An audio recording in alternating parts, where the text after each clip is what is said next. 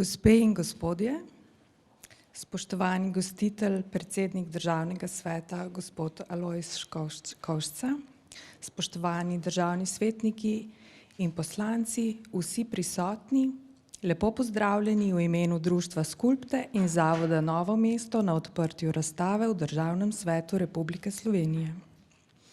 Razstava je posvečena 170. obletnici smrti Franceta Prešerna, a ima prav poseben podton. Zareza v kamen je tokrat posvečena tudi Prešernovi muzi, Novomeščanki, Primicovi Juliji in veliki v mnogih Prešernovih poezijah izpovedani ljubezni, ki je navdihnila pričujoči razstavi tudi naslov Ljubezen večna kot kamen. Pravkar smo prisluhnili odlomkom iz nastajajoče opere Julija, ki je te dni v zadnjem, a zato toliko bolj intenzivnem in ustvarjalnem pripravljalnem obdobju, saj je premiera tik pred vrati. Z nami je bil dirigent Iztok Kocen, na violinah sta nam zaigrala Peter Jud in Sandi Bajtokova, na violončelih Tamara Gombač in Lara Bešič, na klavirju Teja Štremfelj, zapeli pa sta Kristina Kastelic in Irena Jeboah Tiran v nosilni vlogi. Še preden pa dobro začnemo, vas vabim, da skupaj prisluhnemo donečemu glasu Pavleta Ravnohriba, člana umetniškega kolektiva Novomeškega profesionalnega gledališča Anton Podbevšek teater, na kar smo Novomeščani nadvse ponosni. Za nas je že kar Novomeščan. Poslušali bomo recitacijo Prešernovega najbolj proslavljenega soneta Zdravljice. Gospod Ravnohrib, lepo prosim.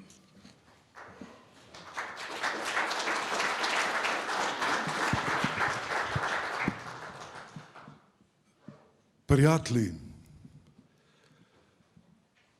odredile so trte vince nam sladko, ki nam oživlja žile, srce razjasni in oko, ki utopi vse skrbi, v potrtih prsih ubudi. Komunar pred veselo zdravljico bratje čmo zapet. Bog našo nam deželo, Bog živi v slovenski svet. Brate, vse, kar nas je, sinov sloveče matere. V sovražnike z oblakov rodu naj našega treši grom. Prost, ko je bil očakal, naprej naj bo Slovencev dom. Naj zdrobenih roke si spolne, ki jih še teže. Edinost, sreča, sprava, k nam naj nazaj se vrnejo. Otrok, kar ima slava, vsi naj si v roke sežejo. Da oblast in z njo čast, ko pred, spet naša bosta last. Bog živi v Slovenke, prelepe, žlahtne rožice. Ni take mladenke, ko naše krvi dekle. Naj sinov, zarod nov, iz vas bo strah sovražnikov. Mladenči, zdaj se pije zdravljica vaša, vi naš up. Ljubezni domačije, noben naj vam ne usmrti strup, ker po nas bude vas, jaz srčno branit klical čas. Živi naj vsi narodi, ki hrepenedo čakat dan, da kodr sonce hodi, prepiri sveta bo pregnan. Da rojak prost bo vsak, ne vrag, le sosed bo mejak. Nazadnje še, prijatelji, kozarce zase vzdignimo, ki smo zato se zbratli, ker v srcu dobro mislimo. Dokaj dni naj živi Bog, kar nas dobrih je ljudi.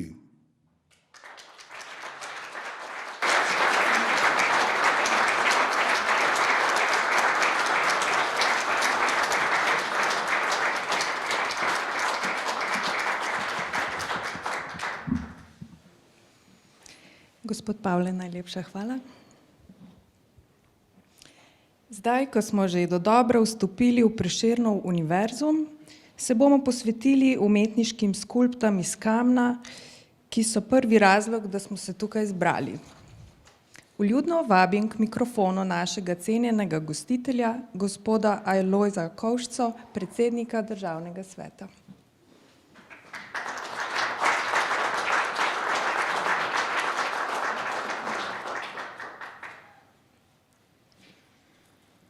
Spoštovane dame, spoštovani gospodje, cenjeni župan mestne občine Novo mesto, magister Gregor Macedoni, cenjeni visoki gostje in nastopajoči, dragi kolegi, državne svetnice in svetniki, poslanke in poslanci. Najprej seveda v svojem osebnem imenu in imenu Državnega sveta ter drugega doma slovenskega parlamenta en preširen pozdrav vsem, ki ste nas obiskali na tej svečani prireditvi ob slovenskem kulturnem prazniku. V znamenju praznovanja Prešernovega dneva, slovenskega kulturnega praznika, smo vam v sodelovanju z Društvom likovnih ustvarjalcev Skulpte iz Novega mesta na ogled postavili kiparsko razstavo, pravzaprav zgodbo o ljubezni večni kot kamen. V stiku s temi čudovitimi kamnitimi umetninami, ki nas ljubeče nagovarjajo, imamo tako enkratno priložnost, da se prelevimo v pesniški svet našega največjega poeta Franceta Prešerna. In to spet in znova, a spet malo drugače. Svet ne bi bil nikoli tak, kot je, če ne bi opeval pesmi o življenju, o iskanju smisla, o sreči, o hrepenenju in o ljubezni, o tej večni, neizčrpni temi. Danes sem se namenoma naslonil na pozitivne vrednote, ki nas delajo srečne, zadovoljne, samozavestne. Kot posameznike, a tudi kot družbo in narod. Narod brez kulture in svojega jezika ne bi mogel nastati niti obstati. Prav zato si želim, da sta kultura in njen praznik nekaj veselega, radostnega, židanega, prešernega. Ni naključje, da ponuja tako čudovite sopomenke za veselje naš slovenski jezik. Želim si, da bi ta pogled delili tudi tisti, ki slavijo kulturo kot njeni patroni in nosilci. Žal pa na številnih državnih proslavah namesto veselja slavimo celo resnost, dolgčas in zamorjenost. Mogoče se skriva najboljši recept v resničnih zgodbah naših literarnih velikanov, ki so živeli na dnu, v uboštvu, preganjani in bolni, pa vendar so videli lepoto sveta in svetlost prihodnosti bolje in prej, kakor drugi. Dragi gostje, kaj pa je kultura drugega, če ne pristno veselje ob lepi besedi, glasbi, umetnini, filmu in še bi lahko naštevali. Sproščeno se ozrite okrog sebe, pa boste videli, da imam res prav. Spoštovani, slovenski kulturni praznik slavimo na dan, ko je svet zapustil naš pesniški velikan, davnega leta 1849 v Kranju, torej pred 171 leti. Kot vsak prerok in mislec jutrišnjega dne, je tudi naš pesnik doživel grenko usodo družbenega nerazumevanja. Slep je, kdor se s petjem ukvarja. Kranjec mojmu osle kaže, pevcu vedno sreča laže, on živi, umr je brez denarja. In kako mu danes vračamo, kar nam je neprecenljivega poudaril? Spreminjamo svoj odnos do kulture, države, domovine, drug do drugega? Znamo z distanco in odgovornostjo gledati v preteklost, da bi razumeli prihodnost? Samobitnost, narodni ponos in samozavest so brez dvoma njegova vztrajna dediščina, ki jo bomo zapravili iz dneva v dan, potrošili v nič, če ne bomo sami pri sebi spremenili odnosa do lastne kulture in jezika. Zato bodimo kulturni. Spoštujmo in slavimo naše izjemne kulturne ustvarjalce, udeležujmo se in uživajmo na kulturnih dogodkih in srečanjih, govorimo, vozimo, pijmo in jejmo, razpravljajmo kulturno, ker nam to pritiče in ker smo v prvi vrsti kulturen narod. Vse najlepše in najboljše vam voščilo kulturnih užitkov v nadaljevanju. Hvala lepa za vašo pozornost.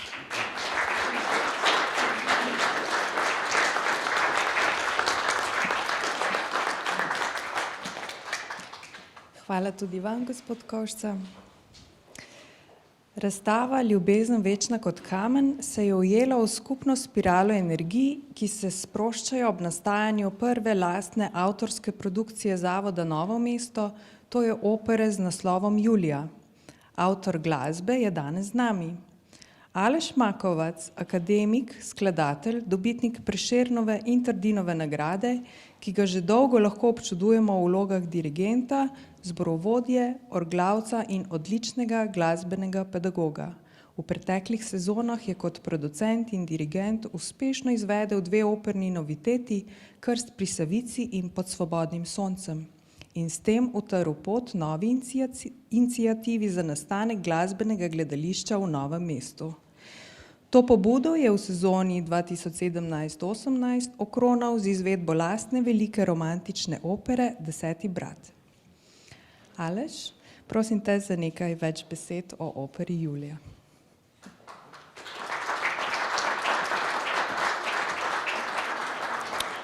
Spoštovani, pozdravljeni iz moje strani tudi. Z največjim veseljem lahko naznanim veliko premiero mesta, torej opera Julija.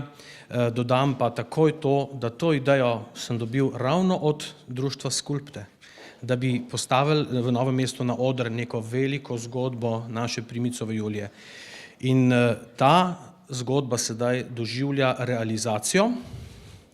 Dr. Igor Grdina mi je napisal čudovito besedilo, ki ima izjemen napet lok skozi celo zgodbo in nastala je nekakšna slovenska La Bohème, velika romantična opera, katere premiera bo 18. februarja v Kulturnem centru Janeza Trdine v Novem mestu in temu datumu sledijo potem še ponovitve, že z tega mesta lepo vabljeni. To sodelovanje, ki sem ga na začetku omenil, torej pobuda strani društva Skulpte, realizacija nekako skozi moje ustvarjanje in sedaj v Zavodu Novo mesto, ko to premiero postavljamo na oder, naj bo nekakšen znak sodelovanja v Novem mestu in naj bo en živ duh obujanja novomeške pomladi. To si želimo. Hvala lepa.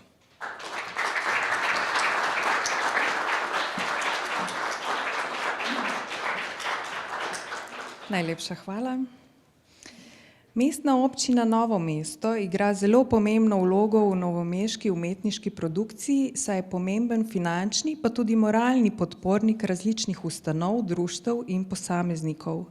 Danes je z nami tukaj tudi župan Novega mesta, magister Gregor Macedoni, pod čigar modrim vodstvom naše mesto doživlja poseben preporod, saj postaja urejeno, lepo, trajnostno mesto, ki je iz dneva v dan bolj prijetno za bivanje vseh nas, Novomeščanov.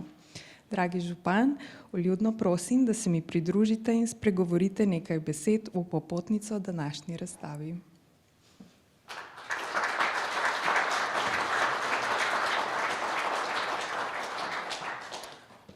Ko sem bil najavljen, da po mojem bo kdo razmišljal, da bi parlament kar v Novo mesto preselili. Spoštovani predsednik Državnega sveta, spoštovani državni svetniki, dragi ustvarjalke in ustvarjalci, spoštovani gostje. Lepo je, da Novo mesto v Ljubljano ne plačuje samo davko, ampak včasih tudi izvaža kulturo.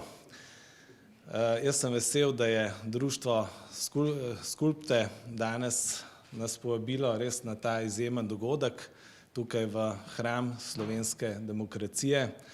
In čeprav samo društvo ne deluje še veliko let, pa seveda združuje ustvarjalce, ki so aktivni, ki so ustvarjalni že kar daljše obdobje.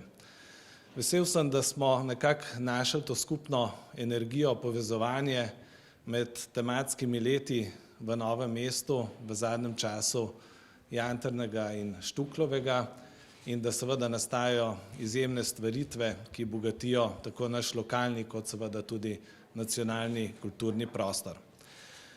Društvo Skulpte ima pa še eno posebno poslanstvo oziroma zaslugo.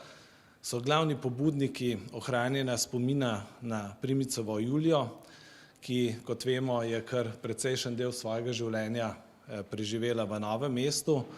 In vesel sem, da se v tem letu ta njihova prizadevanja nadgrajujejo ne samo s temi kiparskimi izdelki, ampak tudi seveda z novo slovensko opero, ki je bila že predstavljena, katere del smo že tudi slišali. Verjamem, da lahko tudi jaz vse zbrane tukaj na čelu s predsednikom Državnega sveta res povabim na premiero ali kakšno od ponovitev, torej 18. februarja in kakšen dan kasneje. Se pa v tem letu spominjamo tudi, da ne izvažamo kulture izven Novega mesta samo dan danes, ampak smo to počeli že tudi v preteklosti. Pred 100 leti je avantgarda, ki je vzniknila v našem mestu, pošteno zatresla slovenski kulturni prostor, pustila odmeve do današnjih dni in seveda ta zgodba se prepleta v številnih nadaljevanjih, od tega, da imamo danes vse novomeške kulturne inštitucije poimenovane po teh glavnih akterjih, do tega seveda, da tudi ta ustvarjalnost potem črpa iz teh zgodb. Hvala vsem, ki ste zaslužni za današnji dogodek in seveda tudi jaz želim vsem prijetno praznovanje slovenskega kulturnega praznika v teh prihodnjih dneh. Hvala.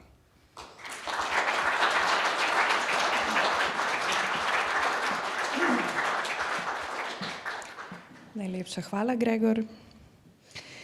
Novomeški pesnik in književnik Smiljan Trobiš, ki ga v novomeškem umetniškem prostoru vsi dobro poznamo, je izjemno ploden novomeški literat in knjižni avtor. Kot vsako leto je tudi letos razstavil Sopotje napisal pesem. Ponovno vabim gospoda Pavleta Ravnohriba, da z nami podeli svojo interpretacijo Smiljanove poezije.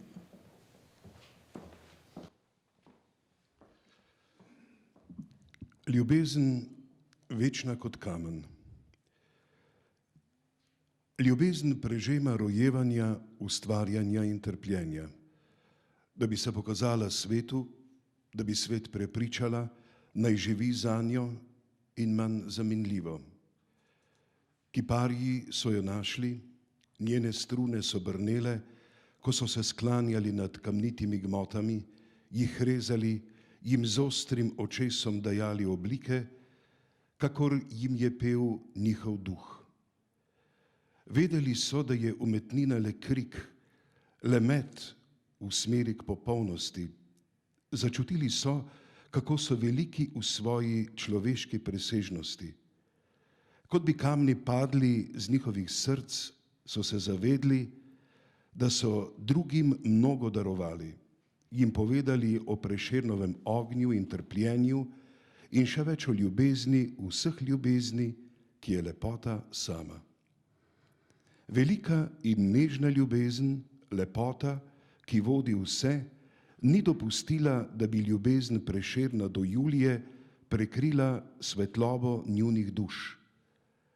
Opazovalec kipov sede k sebi, misli na konture umetnin, ob sebi začuti toplo prisotnost, dobroto vseh dobrot, lepoto vseh lepot, ljubezni vseh ljubezni.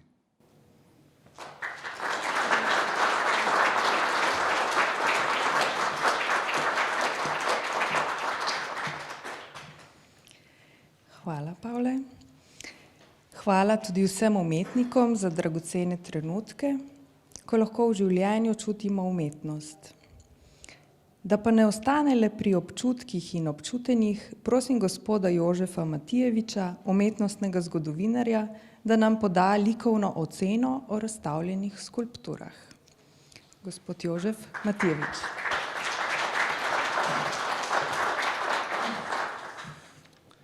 Spoštovane gospe in gospodje, cenjeni gostje, prisrčno pozdravljeni na otvoritveni svečanosti razstave likovnih del članov društva Skulpte, ki vam na svojevrsten in izviren način posredujejo pesnikovo ljubezensko hrepenenje po nikoli uslišani ljubezni.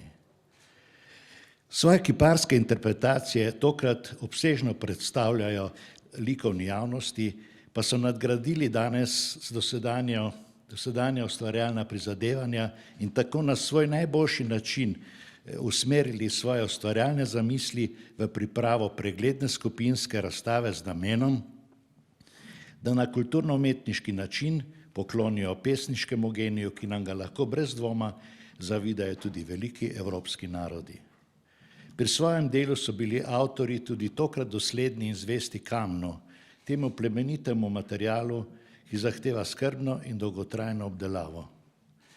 Najpogosteje pri svojem delu uporabljajo dolenjski apnenec z vmesno stopnjo trdote, ko izbirajo med magmatskim granitom, tonalitom, porfirjem in mehkejšim alabastrom in peščencem, in tu in tam pa je kakšno njihovo delo izklesano tudi iz kristaliziranega apnenca, ki ga bolj poznamo pod imenom marmor.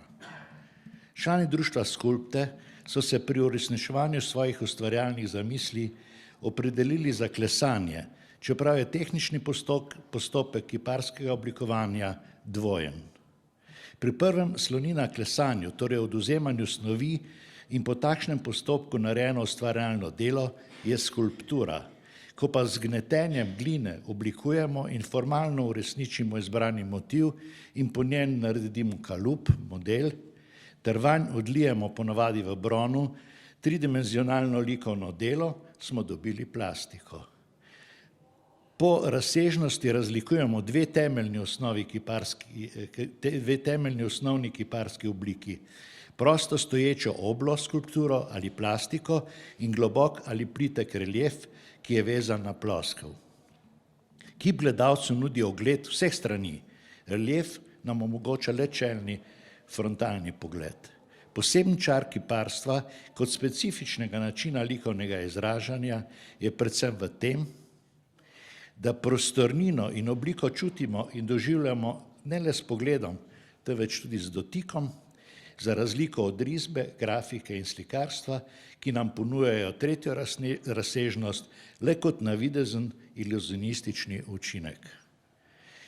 Dejstvo, da med člani društva Skulpte nihče nima ustreznega delovnega prostora, jih je pripeljalo v kamnoseško delavnico mojstra Francija Kocjana in tu so se med spoznavanjem klesarskih tehnik in različnih vrst kamna spletle pristne prijateljske vezi. Pod skrbnim vodstvom kamnoseškega mojstra so spoznali zgradbo kamna in njegove lastnosti, njegovo žilavost in trdnost, pa tudi krhkost in lomljivost. Naučili so se različnih tehnik klesanja in pravilno uporabo ustreznega orodja, narejenega iz kaljenega jekla ali trših kovin, različnih oblik za različne faze obdelave kamna. Tako lahko ustvarjalci pri kreaciji svojih skulptur gladko obdelajo kamnite površine do najmanjših podrobnosti ali na njej namenoma pustijo rustikalne, grobe sledi orodja kot svojevrsten način kiparskega izražanja. Tako kot to počno že od samega začetka, se spopada s kamnom lotijo skrbno in pretehtano. Pri tem pa dosledno upoštevajo oblikovno in sporočilno plat kiparsko-likovne govorice, o čemer nas brez dvoma prepriča smiseln izbor razstavljenih skulptur. Biti ustvarjalec in biti umetnik je resnično božji blagoslov. Vse premalo se zavedamo, kako neizmerno pomembni so ljudje, ki so za to poklicani in izbrani, ne glede na to, s kakšno zvrstjo umetnosti se ukvarjajo. Njihovo poslanstvo je nenehna hoja po robu, saj se gibljajo po tanki črti dvoma in upravičenosti lastnega početja. Slep je, kdor se s petjem ukvarja, je naš največji pesnik France Prešern zapisal v svoji znameniti glosi. Umetnik je zmeraj berač tega sveta, ki v sebi ponižno nosi ustvarjalni gen kot največjo pokoro v svojem življenju. Visoko ceno poznajo le ustvarjalci sami in so jo kljub temu pripravljeni sprejeti in plačati v upanju, da bodo njihova prizadevanja odtehtana z radostjo, ki jo ponuja iskrena in pristna svoboda umetniškega izražanja. Naše spremljanje in razumevanje takega početja osmisli in upraviči vse njihove ustvarjalne napore in prizadevanja. To je brez dvoma največje priznanje, ki ga lahko slehernik izkaže umetnikovemu ustvarjalnemu delu. Če smo v lastni zavesti dobili izkušnjo in občutek, da nas je ustvarjalno delo društva Skulpte pripeljalo v svet, ki ga do sedaj nismo poznali in občutili, potem je njihovo poslanstvo doseglo svoj namen. Hvala lepa.